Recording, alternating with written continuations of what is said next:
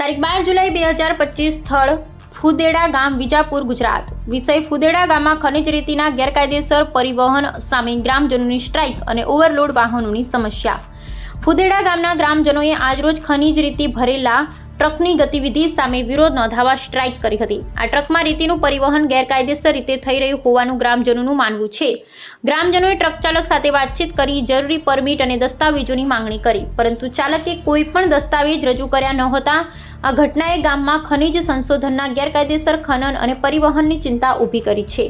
ફુદેડા ગામના લોકોએ વિજાપુર મામલતદારને વિનંતી કરી છે કે આ મામલે યોગ્ય તપાસ હાથ ધરવામાં આવે અને સત્ય બહાર લાવવામાં આવે, જેથી દેશના ખનિજ સંસાધનોનું રક્ષણ થઈ શકે। આ ઉપરાંત ગામમાં ઓવરલોડ ભારે વાહનોની અવરજવરને કારણે રસ્તાઓનું નુકસાન થઈ રહ્યું છે અને અકસ્માતનો ભય રહેલો છે। આવા વાહનોની ગતિવિધિઓથી ગામના રસ્તાઓ તૂટી રહ્યા છે, જેનાથી ગ્રામજનોને સલામતીનો જોખમ ઊભું થયું છે। ગ્રામજનો ગુજરાત સરકારને વિનંતી કરે છે કે આ બાબતે તાત્કાલિક પગલાં લે અને ખનિજ રેતીના ગેરકાયદેસર પરિવહન પર અંકુશ લગાવવામાં આવે।